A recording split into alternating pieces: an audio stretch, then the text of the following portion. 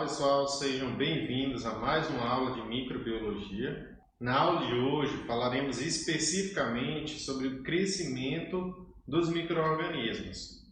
Nas aulas anteriores nós tivemos uma introdução ao estudo da microbiologia e falamos sobre os aspectos relacionados ao metabolismo dos micro-organismos. Então, na aula de hoje nós vamos falar especificamente sobre as condições que os micro-organismos precisam ter para que eles consigam crescer e aumentar em quantidade.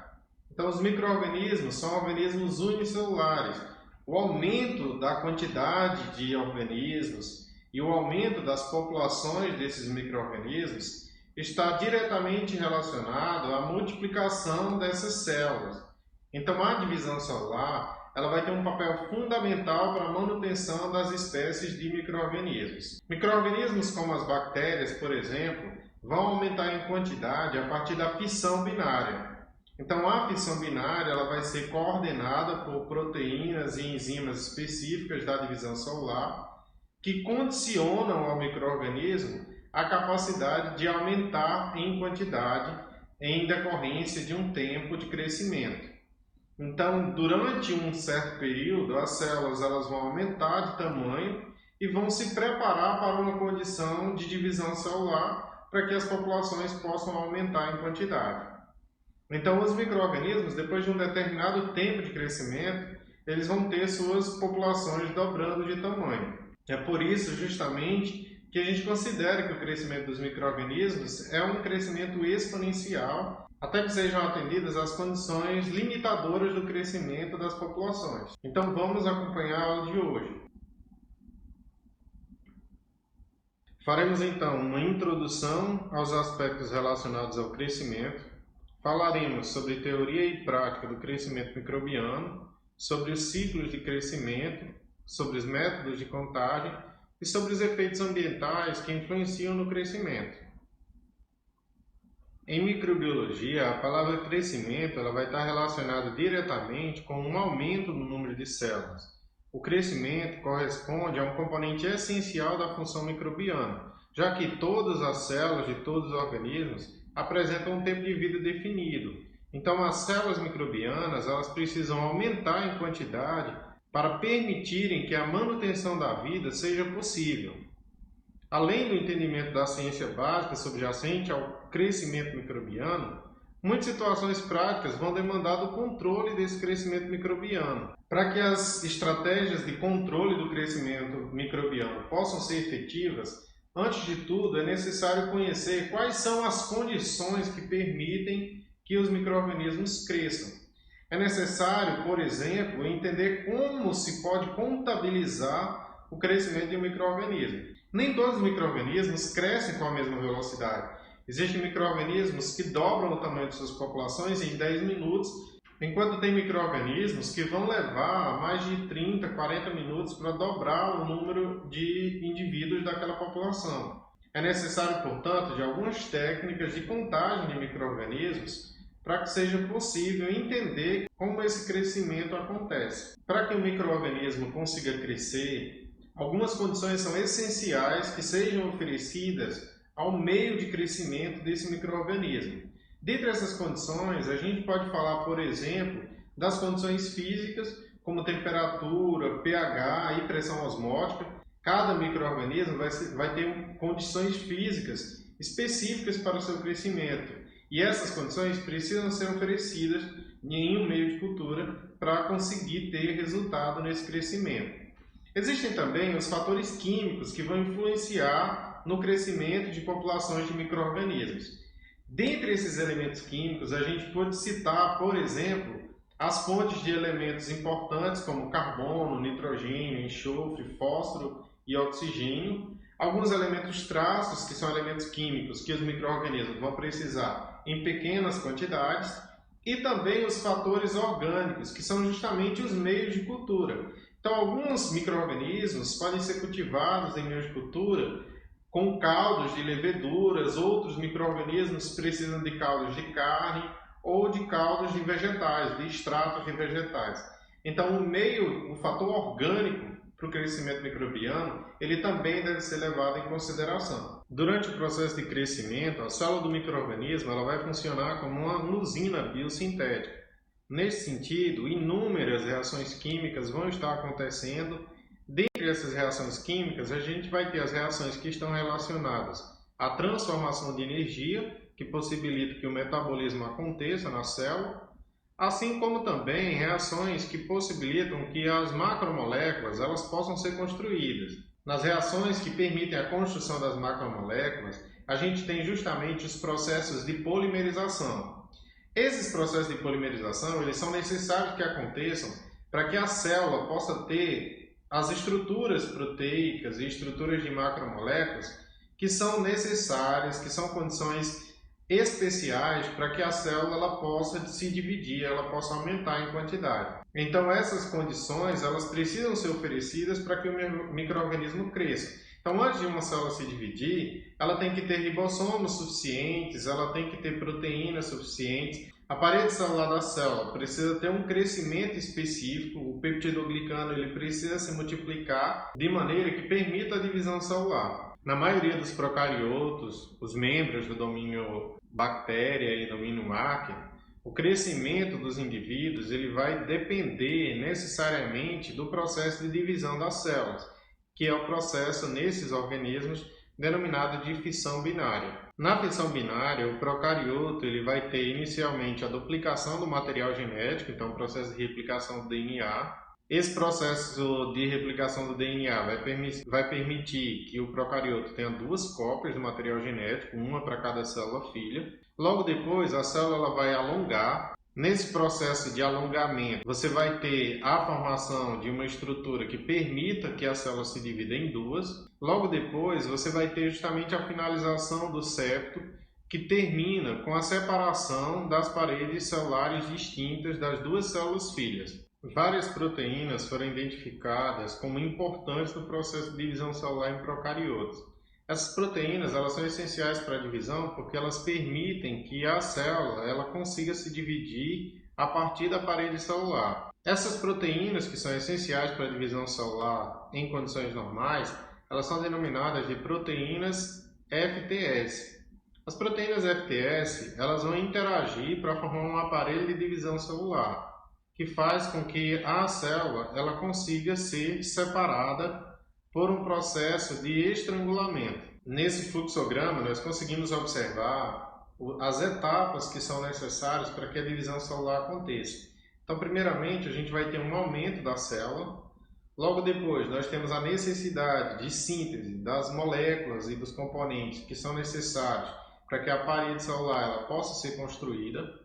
Logo depois, esses componentes moleculares, os peptidoglicanos da parede celular, eles vão precisar se unir, os novos componentes do peptidoglicano, se unir àqueles componentes antigos, de forma que essa parede celular ela fique estável e que você não tenha a possibilidade de nenhum dano celular. Todas as cicatrizes elas vão sendo corrigidas por a camada dessa parede celular. As bactérias gram-positivas, que são as bactérias justamente que possuem uma maior quantidade de peptidoglicano na sua parede celular, uma camada mais espessa de peptidoglicano, elas vão ter uma adaptação da construção dessa parede celular a partir da ação das proteínas FTS. Nos casos em que não há um alinhamento na síntese de peptidoglicano, a célula pode vir a morrer por um processo de autólise, ou seja, um processo de autodestruição. A proteína FTSZ é a proteína mais importante do grupo das FTS e ela foi muito estudada na bactéria Escherichia coli,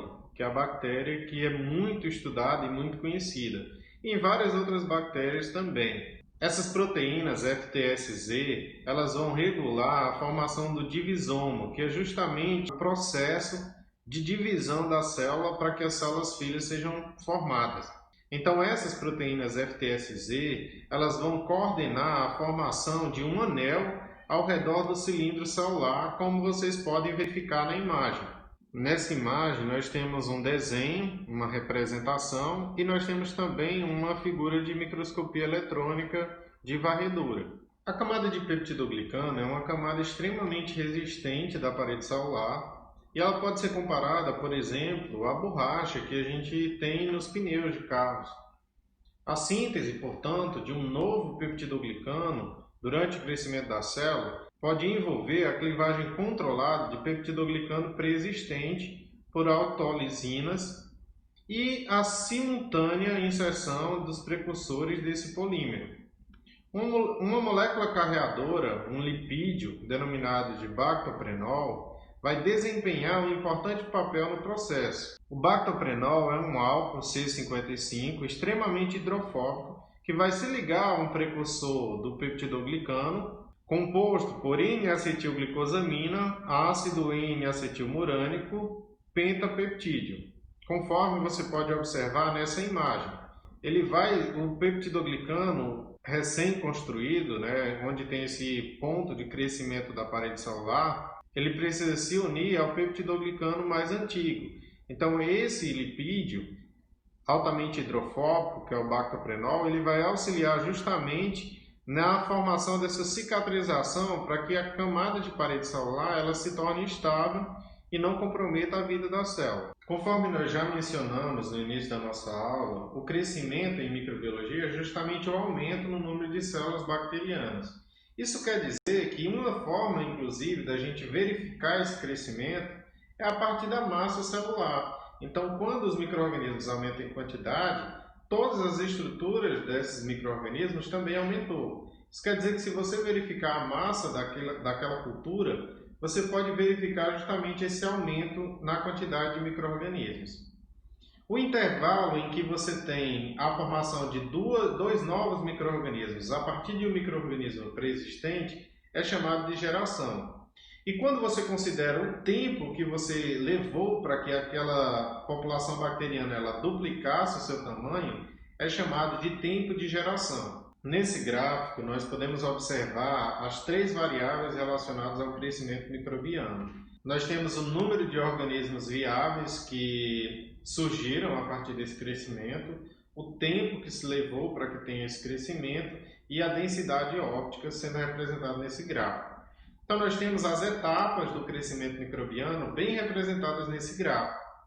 Essas etapas são justamente a fase lag, a fase exponencial, a fase estacionária e a fase de morte celular. A fase lag ela acontece assim que o micro-organismo é inoculado. Então, logo quando o micro-organismo é inoculado, o número de células ali é pequeno e essas células precisam de um tempo para que você tenha a produção das moléculas que são necessárias para que a divisão celular ela comece a acontecer.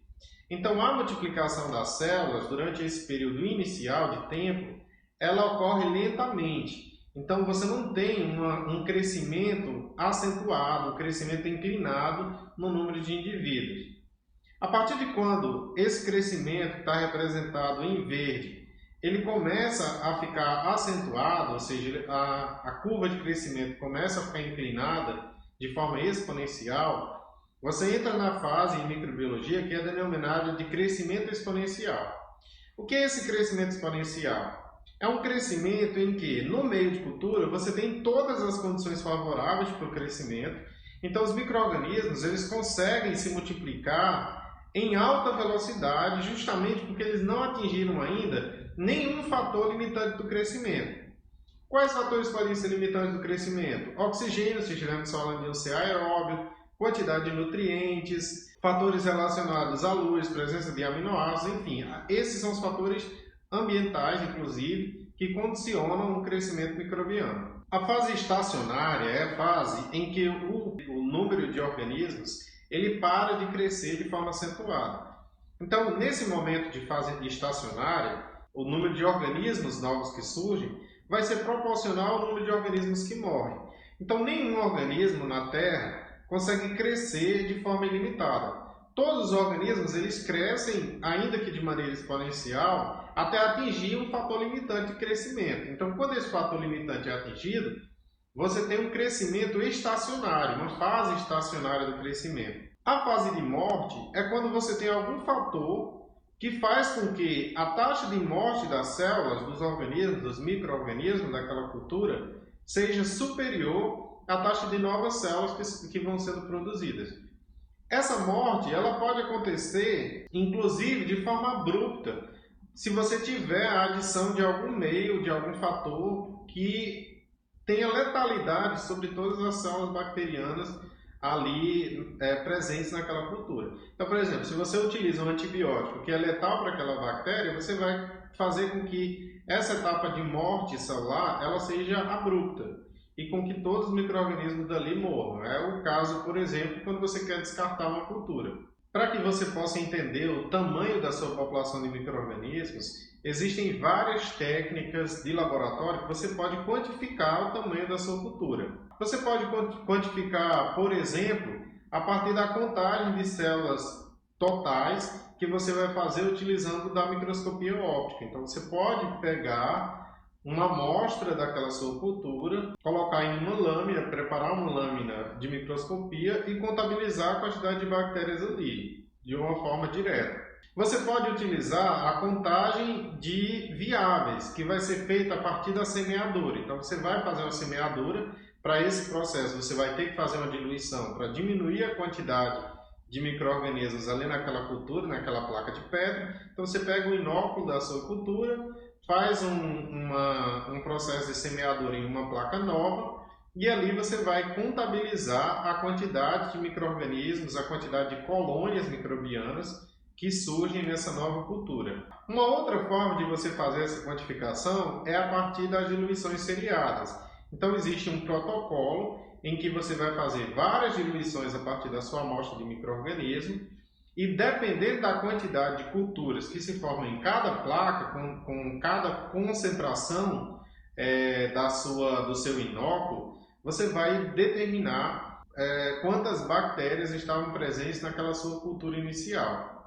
Tá? Eu vou já mostrar a imagem em relação a essa técnica de diluições seriadas. A outra forma de quantificar é a partir da turbidez. Você pode usar, por exemplo, um espectrofotômetro e determinar, a partir da quantidade de luz que consegue ultrapassar aquela sua cultura, você consegue quantificar a quantidade de micro-organismos que tem ali naquele meio de cultura. Então é uma técnica que também é muito utilizada.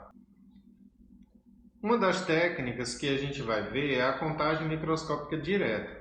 Nessa técnica de contagem microscópica direta, todos os micro-organismos, inclusive os vivos ou não, vão ser contados em uma lâmina em que você vai colocar a amostra num ponto específico. Tem que tomar cuidado para que os micro-organismos eles não extravasem, a sua amostra não extravasem desse ponto.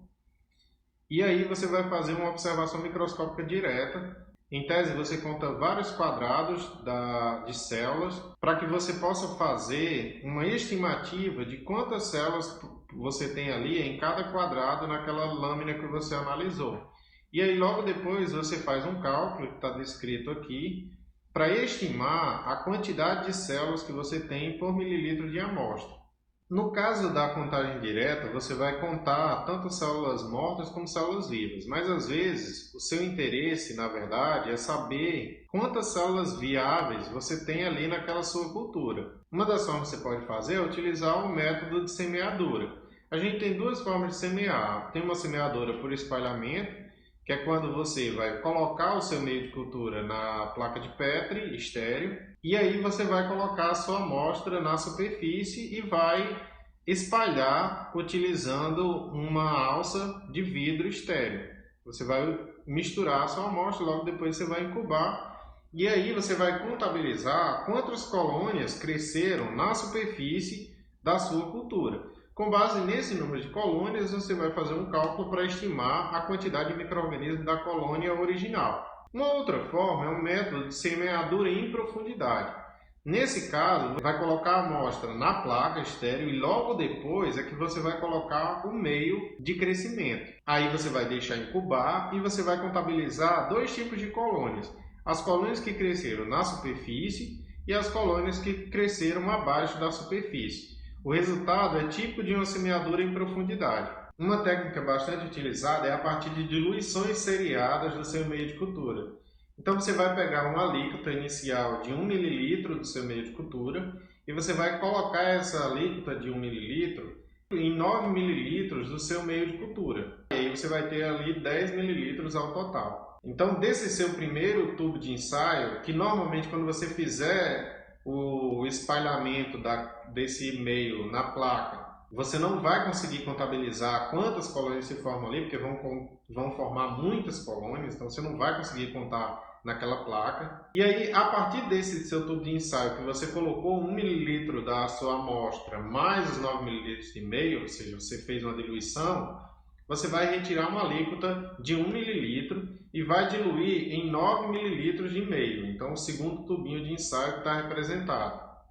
E aí você vai fazer a placa a partir dessa amostra. E novamente você vai tirar 1 mililitro e vai fazer uma outra diluição. Então você vai fazer várias diluições sucessivas. O interessante é que você faça 5 ou 6 diluições. E aí você vai ter uma placa de Petri para cada uma dessas suas diluições. Ao final do crescimento, do período de incubação dos micro-organismos, você vai analisar essas placas e você vai escolher as placas que é possível você contabilizar. Tem um número mínimo de culturas que precisa ter para que você possa considerar a estimativa a partir daquela placa de Petri. A unidade de medida que você vai utilizar para essa estimativa é justamente o número de unidades formadoras de colônia que você tinha na sua amostra inicial.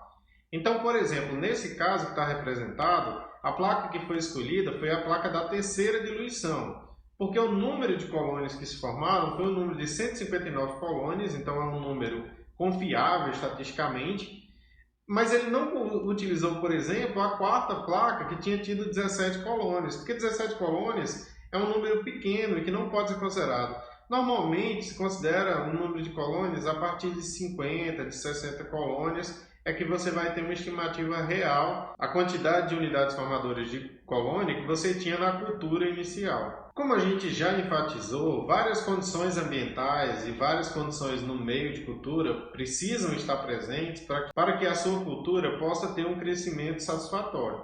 Então, dentre essas condições, a gente tem, por exemplo, fatores como temperatura, pH, disponibilidade de oxigênio, se estivermos falando de organismos aeróbios, e a pressão osmótica, ou seja, a quantidade de sais que você tem no seu meio de cultura.